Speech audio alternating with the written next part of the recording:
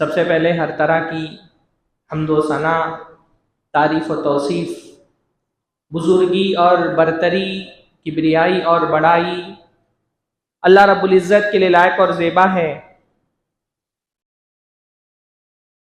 जो सारी कायनात का खालिक है, ज़मीन व आसमान का खालिक है, ज़मान व मकान का खालिक है।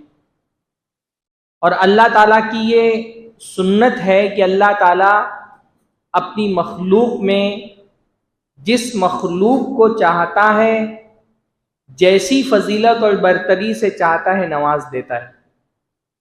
अल्लाह ने कुरान मजीद में फरमाया, व रब्बुका यख्लुकु मा यशाउ व यख्तार, कि तेरा रब जो चाहता है पैदा करता है और जिसको चाहता है चुन लेता है, उसको किसी खुसूसी फजीलत से नवाज देता है। जैसे सारे इंसान अल्लाह की मखलूक हैं, पर अल्लाह ताला ने सारे इंसानों का मर्तबा एक जैसा नहीं रखा। बाज इंसानों को अल्लाह ने बाज दूसरे इंसानों पर फजीलत अता फरमाई है। नबियों को अल्लाह ताला ने आम इंसानों पर फजीलत अता फरमाई है। नबियों में जो नबी रसूल हैं, उनका मर्तबा उन नबियों से बुलंद है जो सिर्फ नबी हैं। रसूलों में से भी 5 रसूल उलुल अज़्मी मिनर रसूल हैं, ज्यादा फजीलत वाले रसूल हैं। हजरत नूह, हजरत इब्राहिम, हजरत मूसा, हजरत ईसा अल्लाह के नबी सल्लल्लाहु अलैहि वसल्लम। इन 5 रसूलों में भी 2 अल्लाह ताला के खलील हैं, जिनका मर्तबा इन 5 से ज्यादा बुलंद है। और दोनों खलीलों में भी अल्लाह के नबी सल्लल्लाहु अलैहि वसल्लम का मकाम सबसे ज्यादा अफजल है। तो इंसान गर्चे सारे अल्लाह की मखलूक हैं, पर दर्जे में, मकाम में, फजीलत में सब बराबर नहीं है। ऐसे ही जमीन पूरी अल्लाह ताला की मखलूक है, पर जमीन के बाज हिस्सों को अल्लाह ताला ने बाज हिस्सों पर फजीलत दी है। शाम के जमीन जिसमें आज फिलिस्तीन आबाद है, अल्लाह ताला ने उस सरजमीन के बारे में फरमाया, बारकना हौला, अल्लाह ताला ने उस जमीन के अंदर बरकत रखी है। मक्का मदीना की जो फजीलत है वो आम जगहों को हासिल नहीं है। तो ये अल्लाह ताला का उसूल है कि अल्लाह की मखलूक एक दर्जे की नहीं होती है। मखलूक को अल्लाह रब्बुल आलमीन बाज मखलूक को बाज दूसरी मखलूकात पर फजीलत अता फरमाता है। जैसे मकान अल्लाह की मखलूक है, जमीन अल्लाह की मखलूक है, वैसे जमान यानी टाइम भी अल्लाह ताला की मखलूक है। वक्त अल्लाह की मखलूक है। वक्त अल्लाह ताला ने पैदा किया है। सुबह, शाम, दिन, रात, हफ्ते, अशरे, ये अल्लाह ताला ने पैदा किए। ये सूरज की गर्दिश का निज़ाम अल्लाह ने बनाया है। अल्लाह के बनाए हुए निज़ाम की वजह से वक्त तब्दील होता है। दिन आता है, रात आती है, हफ्ते तब्दील होते हैं, अशरे तब्दील होते हैं, महीने बदलते हैं। ये वक्त भी अल्लाह ने बनाया है। और इस वक्त को भी अल्लाह रब्बुल आलमीन ने अपनी तमाम मखलूकात की तरह दर्जे और फजीलत में एक जैसा नहीं रखा है। बाज औकात को अल्लाह ने बाज औकात पर फजीलत दी है। बाज जमाने दूसरे जमानों से अफजल होते हैं, बाज दिन दूसरे दिनों से अफजल होते हैं, बाज महीने दूसरे महीनों से अफजल होते हैं। आज जो जुमा का दिन है, हफ्ते का सबसे अफजल दिन है। रमजान का महीना तमाम महीनों में सबसे अफजल महीना है। अभी करीब में जो जुल्हिज्जा गुजरा है, जुल्हिज्जा का पहला अशरा साल के तमाम अशरों में सबसे अफजल अशरा होता है। इसी तरह रमजान का आखिरी अशरा, उसकी रातें साल की रातों में सबसे अफजल रातें होती हैं। लैलतुल क़द्र रातों में सबसे अफजल रात है। अरफा का दिन, 9 ज़िलहिज्जा का दिन दिनों में सबसे अफजल दिन है। तो ये जो अय्याम है, दिन, ये भी अल्लाह की मखलूक है। और ये सारे एक दर्जे के नहीं होते। बाज अय्याम अल्लाह ताला के यहाँ उनकी खुसूसी फजीलत होती है, खुसूसी मर्तबा होता है। और ईमान वाले बंदे को ये बातें याद रखनी चाहिए कि कौन से अय्याम अल्लाह ताला के यहाँ खुसूसी मर्तबा रखने वाले। बात समझ आ रही है ना? सारे दिन एक जैसे नहीं होते। कुछ दिन अल्लाह ताला के महबूब होते हैं, कुछ दिनों की अल्लाह ताला के अजमत ज्यादा होती है। उन दिनों को ईमान वाले बंदों को याद रखना चाहिए। अल्लाह ने कुरान मजीद में सूरह तौबा में फरमाया, इन्ना इद्दतश्शुहूरी इंदल्लाही इस्ना अशरा शहरन फी किताबिल्लाह। अल्लाह ताला के यहाँ महीनों की गिनती 12 है। जब से अल्लाह ताला ने जमीन और आसमान पैदा किया है, अल्लाह ने अपनी किताब में लिख दिया है। ये जो महीनों की 12 महीने हम जोड़ते हैं, ये 12 महीने किसी मैथमेटिशियन ने इजाद नहीं किए, ये किसी इंसान की इजाद करदा नहीं है। अल्लाह रब्बुल आलमीन फरमा रहे, अल्लाह ने जब से जमीन और आसमान बनाए, अल्लाह ने तय कर दिया था कि महीने साल में कितने रहेंगे, 12 रहेंगे। महीनों की ये 12 की गिनती ये अल्लाह ताला ने लिख दी है। कब से? जब से अल्लाह ने जमीन और आसमान को बनाया है। और मिन्हा अर्बाअतुन हुरुम, और अल्लाह ने फरमाया इन 12 महीनों में 4 महीने हुर्मत वाले हैं। 4 महीने खुसूसी तौर पे ऐसे हैं जो हराम महीने हैं। अब आमतौर पे उर्दू में जब हम किसी चीज को कहते हैं हराम है, तो हमारे जहन में ये बात होती कि ये चीज बुरी है, इस वजह से अल्लाह ने इसको हराम किया। पर अरबी में जब कहा जाता है ना हराम, तो उसका एक माना ये होता है कि भाई हराम का मतलब ये है इसका एहतराम ज्यादा मतलूब है। बल्कि ये जो एहतराम का लफ्ज है ना, ये भी हारामीम से ही बना है, जिससे हराम बना है। तो अल्लाह के यहाँ महीनों की गिनती 12 है। उन 12 महीनों में 4 महीने ज्यादा एहतराम वाले हैं। अल्लाह ताला के यहाँ उनकी अजमत ज्यादा है। 4 हराम महीने हैं वो कौन से, कोई बताएगा? जुम्मा के खुतबे में सामे खतीब से बात कर सकता है, आपस में बात करना मना है। 4 हराम महीने कौन से? हाँ नहीं, रजब, हाँ रजब है, आखिरी के, हाँ आखिर के 2 और पहला महीना। माशाल्लाह। देखिए ये हराम महीने जो है ना, इनको याद रखने का एक बहुत बेहतरीन तरीका है। हाफिज इब्न कसीर रहमहुल्लाह ने बताया है कि इन हराम महीनों को अल्लाह ने क्यों हराम किया है। अगर इनके हराम करने की हिकमत जहन में रहे ना, तो इंशाअल्लाह ताला ये हराम महीने कौन कौन से हम नहीं भूलेंगे।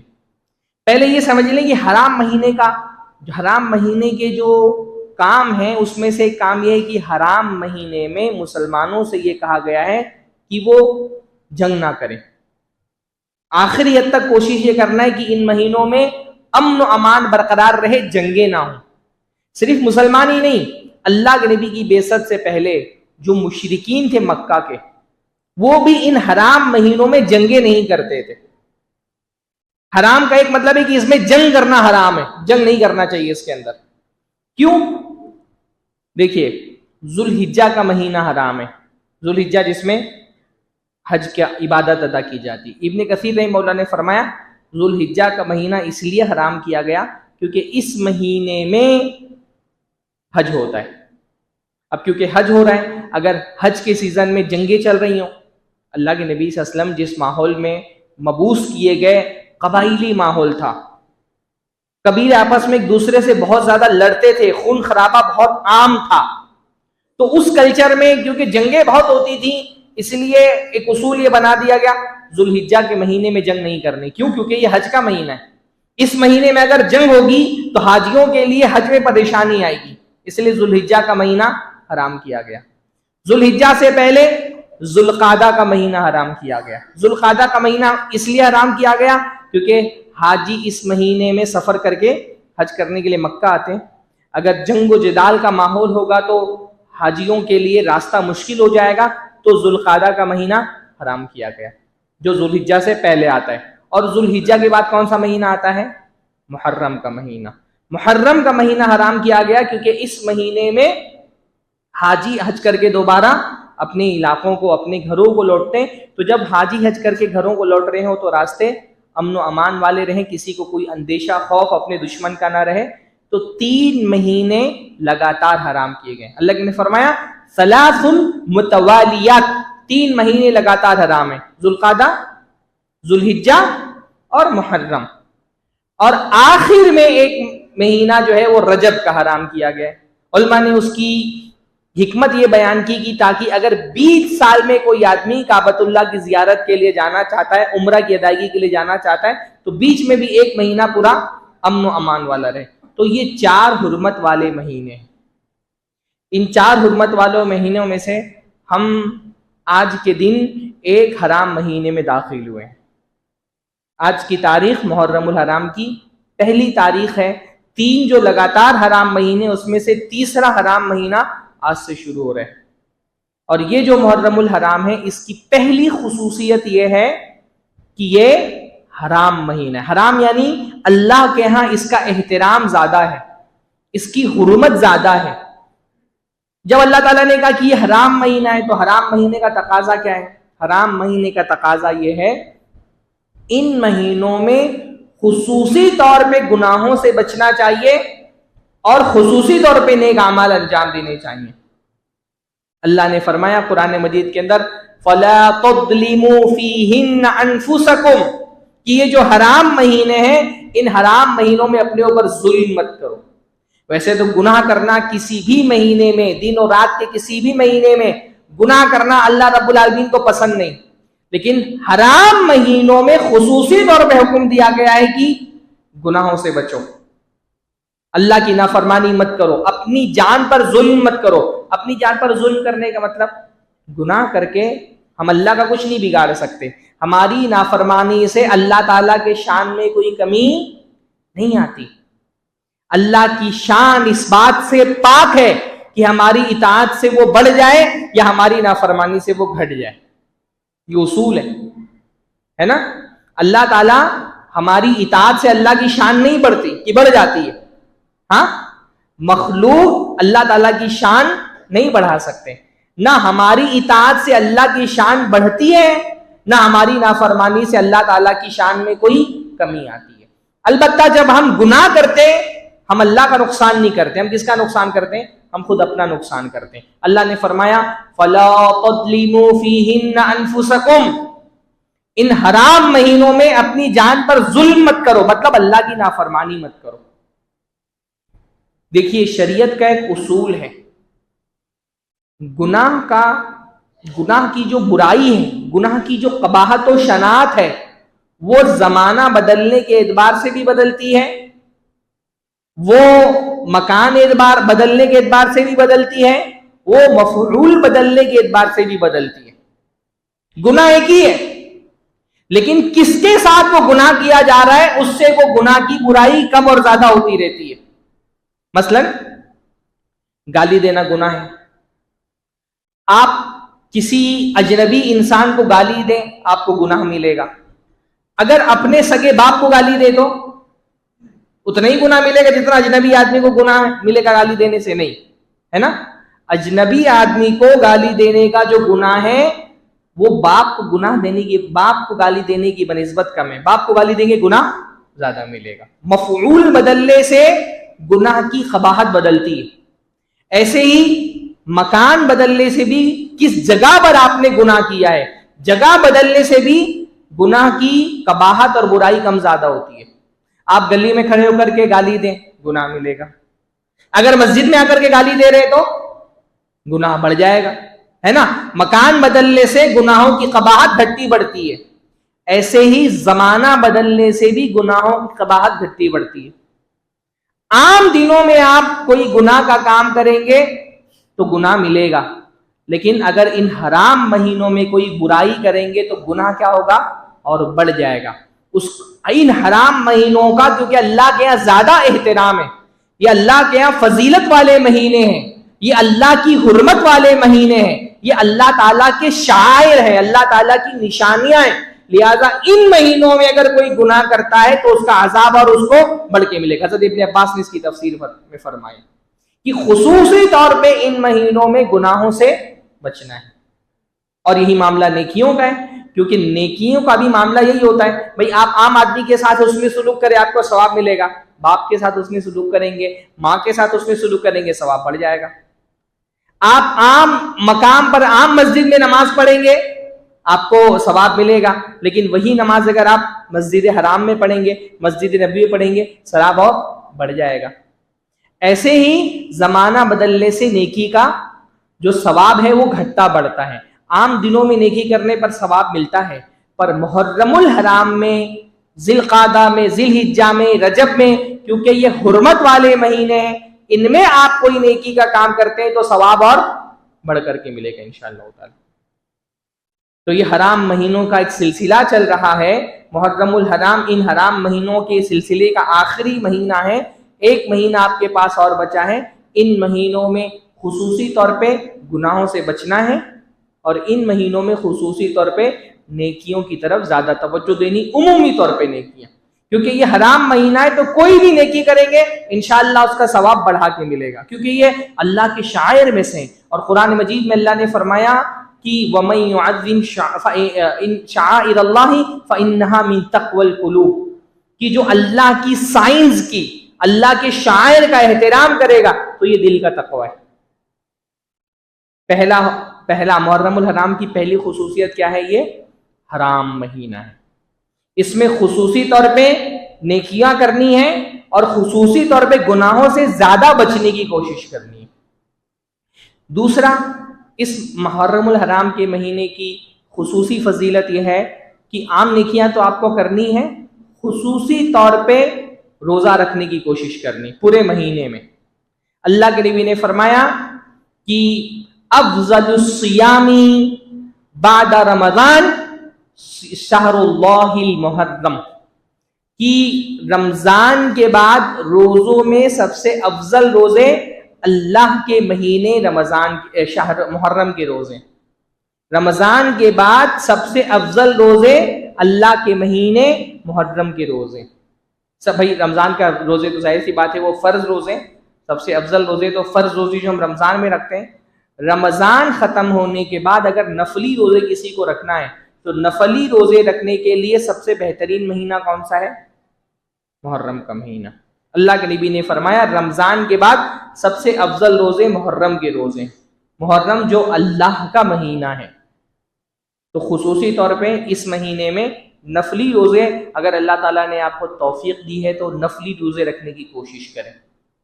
देखिए वो हदीस आम तौर पे हम रमजान में सुनते हैं कि अल्लाह ताला ने जन्नत में खुसूसी दरवाजा बनाया हुआ है रोजेदार बंदों के लिए। क्या नाम है उस दरवाजे का? बाबुर रैयान। उलमा ने बाकायदा उस हदीस की तशरीह में लिखा है कि जो रोजेदारों के लिए दरवाजा है, इससे इन रोजेदारों से कौन रोजेदार मुराद है? फर्ज रोजा रखने वाले मुराद नहीं है। फर्ज रोजा तो तमाम मुसलमान रखते हैं। रोजेदार से मुराद ये है ऐसे लोग जो बकसरत नफिल रोजा रखते हैं। इसलिए अगर आप ये चाहते हैं कि आपको बाबुर रैयान में दाखिला मिले तो आपको कोशिश करना चाहिए कि फर्ज रोजों के अलावा भी कसरत से रोजे रखें। और फर्ज रोजों के अलावा अगर आप नफली रोजा रखना चाहते हैं, अलग अलग उसके औकात हैं। आप अय्याम 20 के रोजे रख सकते हैं, हफ्ते में 3 दिन। आप सोमवार के रोजे रख सकते हैं, जुमेरात के रोजे रख सकते हैं, और खुसूसी तौर पे मुहर्रम के रोजे रख। मुहर्रम में नफली रोजा रखने का सवाब बहुत ज्यादा है। इसलिए बाज़ उलमा ने तो यहां तक कहा है कि पूरा मुहर्रम रोजा रख लेना चाहिए। लेकिन कुछ दूसरे उलमा ने अल्लाह के नबी सल्लल्लाहु अलैहि वसल्लम की सुन्नत को सामने रखते हुए कहा कि अल्लाह के नबी रमजान के अलावा किसी भी महीने में पूरे रोजे नहीं रखते थे, तो पूरा महीना तो रोजा नहीं रखना चाहिए, लेकिन कोशिश करनी चाहिए कि मुहर्रमुल हराम का ये महीना बकसरत रोजों से गुजरे। ये दूसरी खुसूसियत हो गई। पहली खुसूसियत क्या है कि ये हराम महीना है। दूसरी खुसूसियत यह है कि ये इसके रोजे अल्लाह ताला को महबूब है, नफली रोजे इसमें ज्यादा सवाब मिलता है। मुहर्रमुल हराम की तीसरी खुसूसियत यह है कि सारे महीनों में सिर्फ मुहर्रम का महीना है जिसको अल्लाह का महीना कहा गया हदीस के अंदर। अल्लाह का महीना, सारे महीने अल्लाह ही के हैं, लेकिन अल्लाह ताला कभी किसी चीज से बहुत मोहब्बत करता है तो उसको अपनी तरफ मंसूब कर लेता है। जैसे भाई सारे घर अल्लाह के हैं पर काबा को खुसूसी तौर पे अल्लाह ने बैतुल्लाह कहा। सारी रूहें अल्लाह की हैं पर अल्लाह रब्बुल आलमीन ने खुसूसी तौर पे हजरत ईसा को रूहुल्लाह कहा। सब जो है ना वो सारी ऊंटनी अल्लाह की हैं पर हजरत सालेह की ऊंटनी को खुसूसी तौर पे अल्लाह ने नाक़तुल्लाह कहा, अल्लाह की ऊंटनी। तो अल्लाह ताला जब किसी चीज से मोहब्बत करता है तो उसको अपनी तरफ मंसूब कर लेता है। सारे महीने अल्लाह के, ज़ुल्क़ादा, ज़ुल्हिज्जा, मुहर्रम, शाबान, रमजान, सारे महीने अल्लाह के, पर किसी महीने को ये फजीलत हासिल नहीं कि उसको शहरुल्लाह कहा गया हो, अल्लाह का महीना। सिर्फ मुहर्रम का महीना एक ऐसा महीना है जिसको अल्लाह के रसूल ने फरमाया शहरुल्लाहिल मुहर्रम, अल्लाह का महीना मुहर्रम। ये खुसूसी फजीलत है उसकी। हाँ, कि अल्लाह ताला की तरफ उसको मंसूब किया गया है। तो ये मुहर्रम की तीसरी खुसूसियत है। मुहर्रम की चौथी खुसूसियत ये है कि मुहर्रम का महीना जो हमारा हिजरी कैलेंडर है, हिजरी कैलेंडर हमारा दीनी कैलेंडर है, हमारा इस्लामी कैलेंडर है, हमारे दीन के हकाम इस कैलेंडर से जुड़े हुए हैं। इस कैलेंडर का आगाज मुहर्रम के महीने से होता है। ये भी खुसूसी फजीलत है। मुहर्रमुल हराम वो महीना है जिससे हमारे कैलेंडर का आगाज होता है। देखिए, मुसलमान जो है ना, वो अल्लाह ताला की एक कौम है। हर कौम की खुसूसियात होती हैं। हमारी कौमी खुसूसियात में से खुसूसियत ये भी है कि हमारा अपना खुद का कैलेंडर है। अल्हम्दुलिल्लाह, हमारा कैलेंडर खुद का है। हमको किसी दूसरे के कैलेंडर पे डिपेंड नहीं होना है। हम एक नेशन है, एक कौम है, और एक कौम होने की हैसियत से जैसे हर कौम का एक कैलेंडर होता है, हमारा भी एक कैलेंडर है। अल्लाह के नबी सल्लल्लाहु अलैहि वसल्लम के ज़माने में महीने तो जाहिर सी बात है ये थे। ये जो हमारी तारीख है, मुहर्रम, सफ़र, रबीउल अव्वल, ये तो अल्लाह के नबी सल्लल्लाहु अलैहि वसल्लम के दौर में भी मौजूद थी। पर बाकायदा मुसलमानों का अपना कैलेंडर इस तरह से नहीं था कि किसी साल को कोई तारीख खुसूसी तौर पे गिनती दे करके उसको काउंट किया जाए। सालों की कोई गिनती नहीं होती थी। हाँ, किसी भी साल में जो अहम वाकया पेश आता था, उस अहम वाकये पर उस साल को मंसूब कर दिया जाता था। जैसे अल्लाह के नबी की पैदाइश के साल को आमुल फील कहा गया, हाथी वाला साल, क्योंकि उस साल अब्रहा ने हमला कर दिया था। अल्लाह के नबी सल्लल्लाहु अलैहि वसल्लम की बीवी हजरत खदीजा और अबू तालिब की वफात हुई तो उसको आमुल हुज़्न कह दिया गया, गम वाला साल। जब अल्लाह के नबी सल्लल्लाहु अलैहि वसल्लम के हाथ पे आकर के मदीना वालों ने बैअत की तो बैअत क़ुबा वाला साल। बद्र को बद्र वाला साल कह दिया गया, हिजरत को हिजरत वाला साल कह दिया गया, ओहद जिस साल हुई उसको ओहद का साल कह दिया गया। तो इस तरह से कोई कैलेंडर की गिनती नहीं थी। कोई तारीख तय करने के लिए महीने की, साल का कोई खुसूसी नंबर नहीं हुआ करता था। जब इस्लामी हुकूमत फैली, हजरत उमर का दौर आया और इस्लामी सरहदें बहुत वसी हो गई। अब कोई खत लिख करके भेजता, खत पहुंचने में वक्त लगता, सामने वाले को जब खत मिलता वो देखता कि ये मान लीजिए रमजान का खत है, पर उसको समझ में नहीं आता कि कौन सा रमजान, क्योंकि साल की कोई गिनती नहीं थी, कोई पॉइंट नहीं था जिससे साल शुरू हो रहा हो। तो जब ये दिक्कतें पेश आने लगी तो सहाबे कराम अल्लाह के नबी हजरत उमर के साथ बैठे। अब मुसलमानों के लिए आसान था, उस जमाने में बहुत सारे कैलेंडर राइज थे। ईसवी कैलेंडर था, हाँ, इसी तरह से ईरानी कैलेंडर था। कोई भी कैलेंडर मुसलमान अडॉप्ट कर सकते थे, पर मुसलमानों ने दूसरों का कैलेंडर अडॉप्ट नहीं किया। यह तय किया गया कि मुसलमान एक कौम है तो उनका अपना खुद का कैलेंडर होना चाहिए। तो सहाबे किराम बैठे, मशवरा होना शुरू हुआ कि मुसलमानों को जो कैलेंडर है उसका आगाज कहां से हो, पहला साल कौन सा काउंट करें हम, जहां से हम अपने कैलेंडर का आगाज करेंगे। अलग अलग लोगों ने अलग मशवरा दिया। एक मशवरा जिस पर तमाम सहाबा मुत्तफिक हो गए वो क्या था कि भाई इस्लामी तारीख में होने वाला सबसे बड़ा वाकया कौन सा है, उसी वाकये से कैलेंडर का आगाज होगा, है ना। कैलेंडर आमतौर पे सबसे अहम तरीन जो वाकया समझते हैं लोग, उसी से अपने कैलेंडर का आगाज करते हैं। ये जो हमारे हिंदुस्तानी कैलेंडर चलता है, वो जो राजा था विक्रमजीत, उसके जीत की खुशी में, उसकी जीत के साल से इस कैलेंडर का आगाज होता है। जो मिलादी कैलेंडर है, ईसवी कैलेंडर, हजरत ईसा की पैदाइश से वो लोग उसका आगाज करते हैं। तो सहाबा किराम ने गौर किया कि नबी की जिंदगी में पेश आने वाला जो सबसे बड़ा वाकया है, उस वाकये से हम अपने कैलेंडर का आगाज करेंगे। तो सारे लोग किस बात पर मुत्तफिक हुए कि हमारा नबी की सीरत का सबसे अहम तरीन वाकया क्या है, हिजरत का वाकया। लिहाजा अल्लाह के नबी सल्लल्लाहु अलैहि वसल्लम की हिजरत के बाद पहला चांद जो मदीना के अंदर दिखा था वो मुहर्रम का चांद था।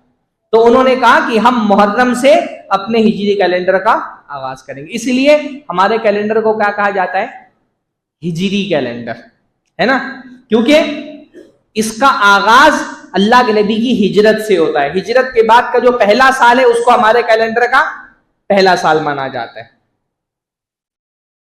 तो ये जो हमारा हिजरी कैलेंडर है, इस हिजरी कैलेंडर का आगाज अल्लाह के नबी सल्लल्लाहु अलैहि वसल्लम की हिजरत से हुआ।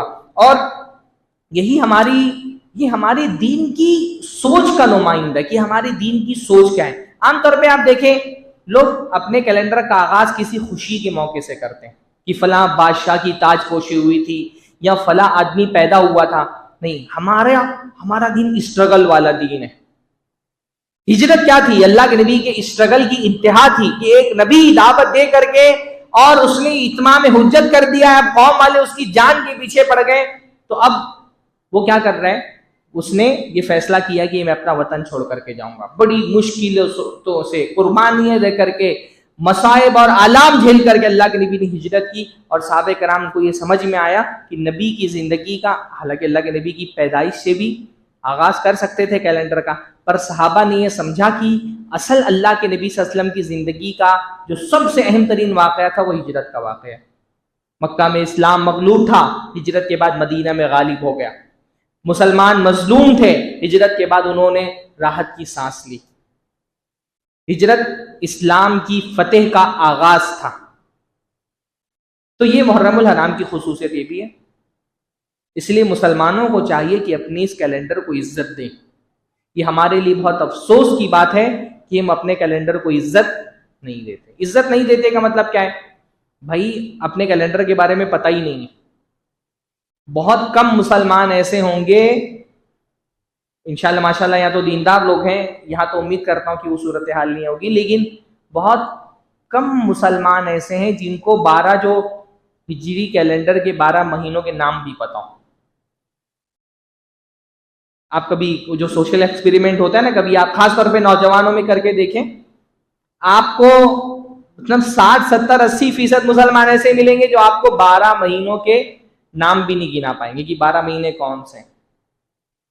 बल्कि मैं चैलेंज से बोलता हूं कि यहाँ बैठे हुए बहुत सारे लोगों को ये भी नहीं पता होगा कि ये कौन सा साल शुरू हुआ है। हाँ, 1447 माशाल्लाह। बहुत सारे लोगों को ये भी नहीं पता रहता कौन सा साल शुरू हुआ है, महीना तो दूर की बात। हम अपने कैलेंडर को इज्जत नहीं देते। अब मैं ये देख रहा हूं, पहले कम से कम ये होता था कि रमजान में, ईद के मौके पर, ईद उल अजहा के मौके पे लोग खड़े होते थे छतों पे जा करके, सड़कों पे खड़े होकर के चांद देखते थे। अब चांद देखने का भी रिवाज नहीं रह गया। मैं कई सालों से नोटिस कर रहा हूं कि पहले चांद देखने का जो एक रिवाज था मुस्लिम सोसाइटी में, वो खत्म हो गया है। अब लोग मोबाइल में चांद तलाश करते हैं। चांद मोबाइल पे थोड़ी निकलता है, चांद आसमान पे निकलता है। चांद देखना, हर महीने का चांद देखना, ये मुसलमानों पर फर्जे किफाया है। फर्जे किफाया का मतलब क्या होता है? सारे मुसलमानों की जिम्मेदारी की वो चांद देखें। चंद लोग वो जिम्मेदारी अदा कर देंगे तो दूसरे मुसलमान गुनहगार नहीं होंगे। अगर कोई भी वो जिम्मेदारी अदा नहीं करेगा, सारे मुसलमान गुनहगार हो जाएंगे। अल्लाह के नबी के जमाने में हर महीने में, सिर्फ रमजान में नहीं, सिर्फ ईद उल अजहा के मौके पर और ईद उल फित्र के मौके पर नहीं, हर महीने चांद देखा जाता था। हजरत अब्दुल्लाह इब्न अब्बास फरमाते, तरा अन्नास वल हिलाला, लोगों ने चांद देखने की कोशिश की, एक दूसरे को पूछा चांद के बारे में, चांद नहीं दिखाई दिया किसी को, मुझे दिखाई दिया। मैंने जाकर के अल्लाह के नबी सल्लल्लाहु अलैहि वसल्लम से कहा, अल्लाह के नबी ने मेरी गवाही कबूल करके लोगों को रोजा रखने का हुक्म दिया। चांद देखिए, चांद देखने की दुआ याद करिए। भाई चांद देखने की दुआ पढ़ना अल्लाह के नबी की सुन्नत है। जब आप चांद देखेंगे तब तो वो सुन्नत पे अमल होगा। वो मौके पर चांद देखते नहीं है और उसके बाद जो है ना इख्तिलाफ होता है तो उल्मा को गालियां देते हैं। चांद देखना उल्मा का काम नहीं है, चांद देखना पूरी उम्मत का काम है। चांद देखिए, अपने कैलेंडर को इज्जत दीजिए। जो हमारा कैलेंडर है ना, ये सिर्फ हमारी सकाफत और हमारे कल्चर का हिस्सा नहीं है, हमारा दीन इससे जुड़ा हुआ है।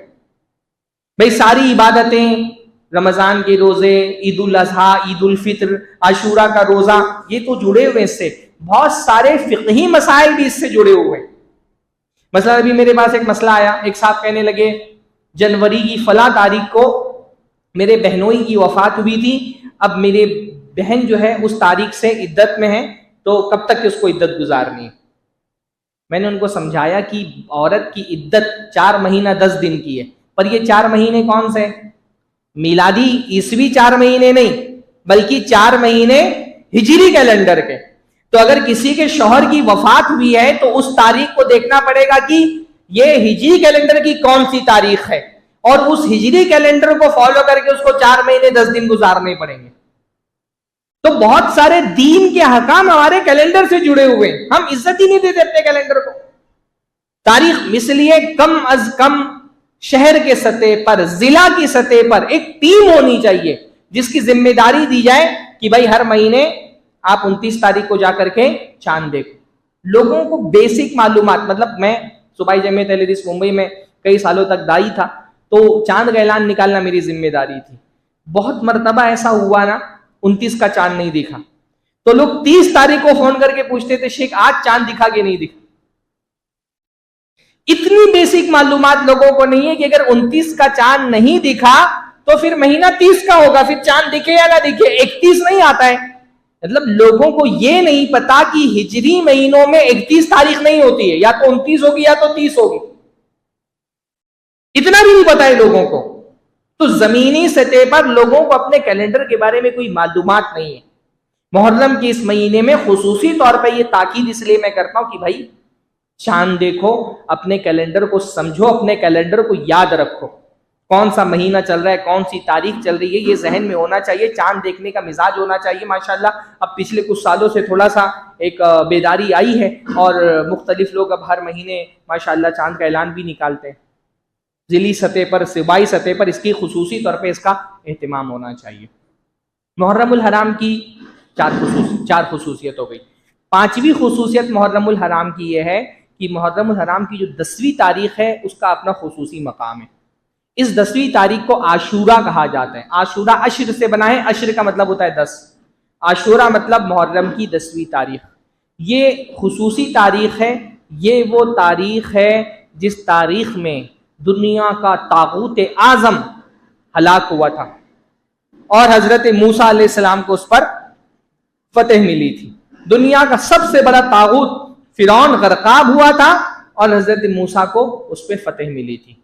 तो 10 मुहर्रम की तारीख खुशी की तारीख, हजरत मूसा की खुशी पर खुश होने की तारीख है।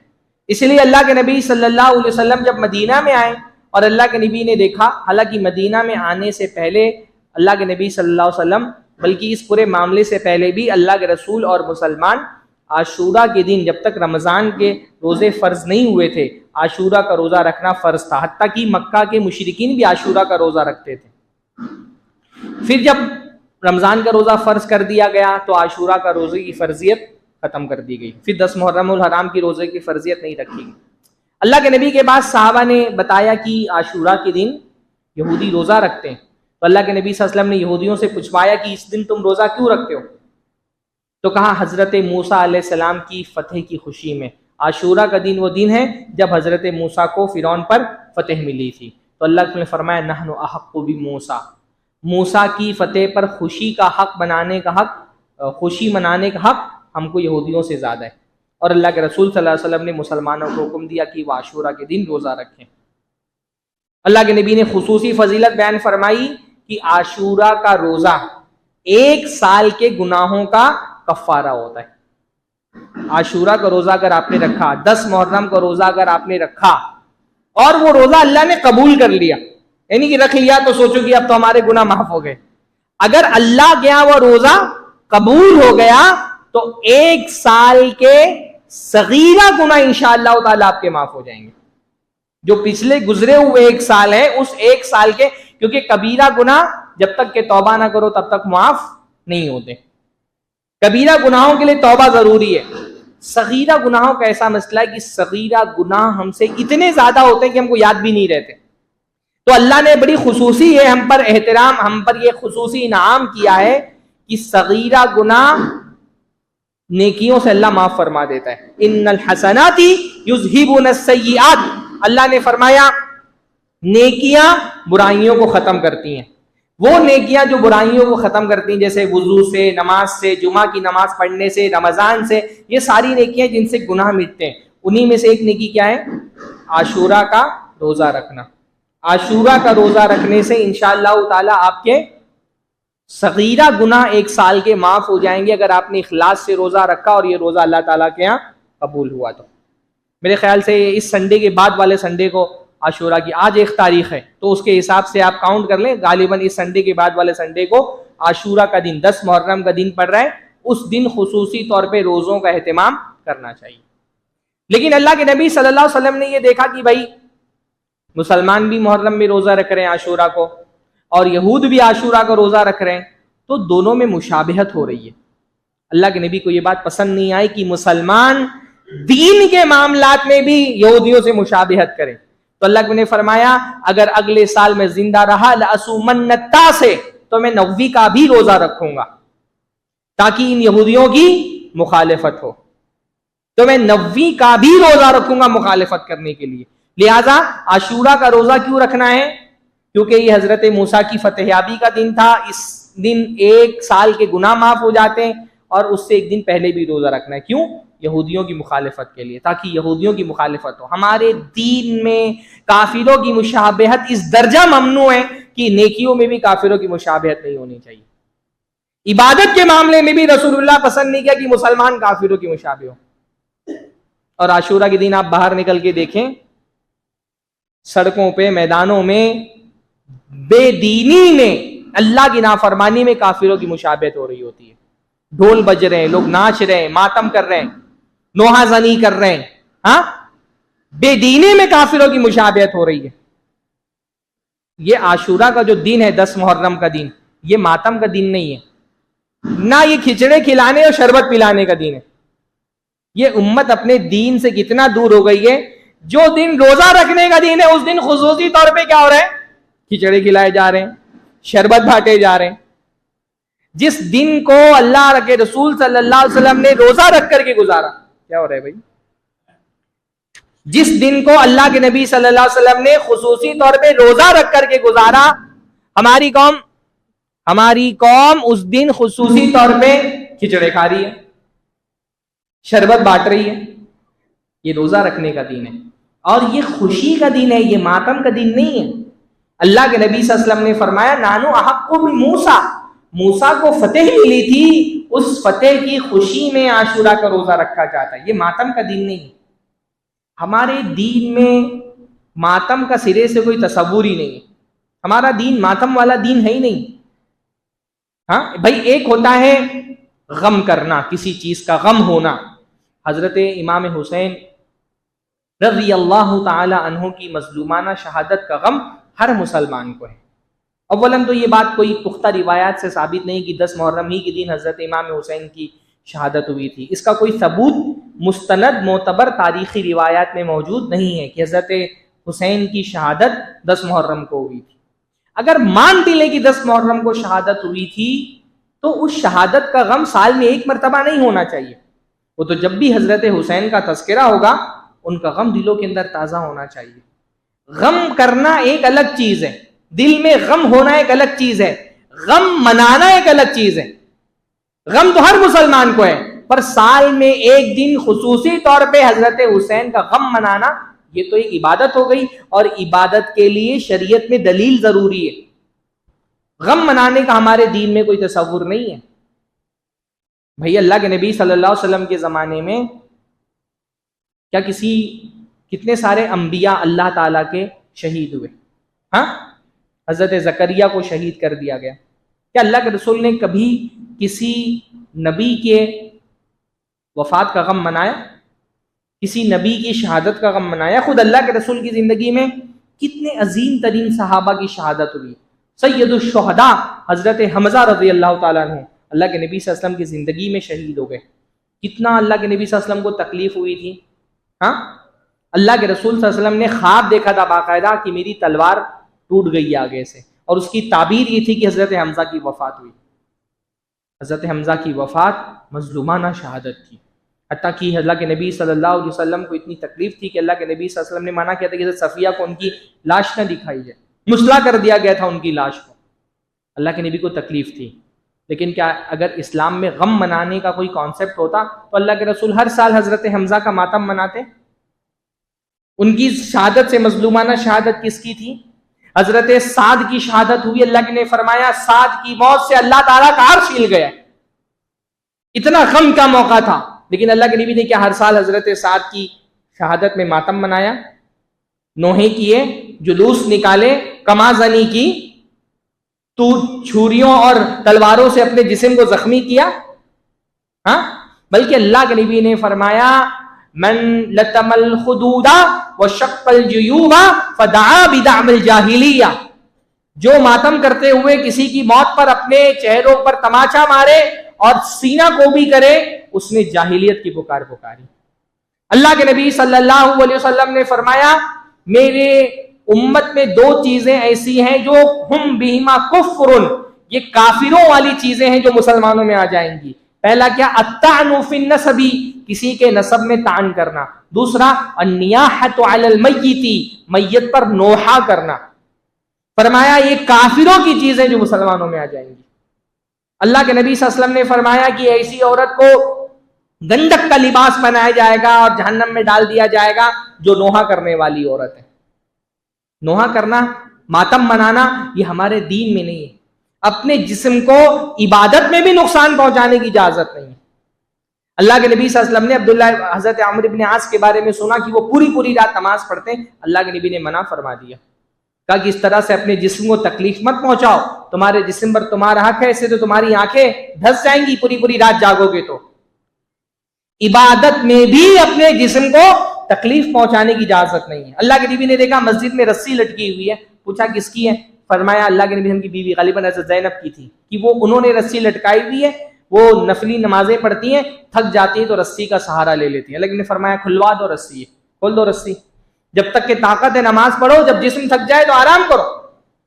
जब इबादत में अपने जिस्म को तकलीफ पहुंचाने की इजाजत नहीं है तो फिर ये मातम में, किसी के नोहे में अपने जिस्म को तकलीफ पहुंचाना, ये कौन सा दीन है? ये वो दीन नहीं जो रसूलुल्लाह लेकर के आए, ये वो दीन नहीं जो सहाबा जिस पे अमल करके उन्होंने जन्नत पाई है।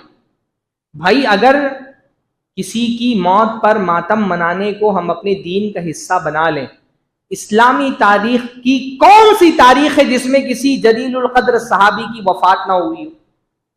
अगर मातम मनाना है तो सबसे पहले तो अल्लाह के रसूल सल्लल्लाहु अलैहि वसल्लम की वफात का मातम मनाना पड़ेगा। सबसे बड़ा गम, सबसे बड़ी तकलीफ जो इस उम्मत को पहुंची वो अल्लाह के रसूल सल्लल्लाहु अलैहि वसल्लम की वफात पर पहुंची। अल्लाह के रसूल की वफात के बाद बहुत बड़ा सानिया हजरत उमर रज़ियल्लाहु अन्हु की शहादत का था।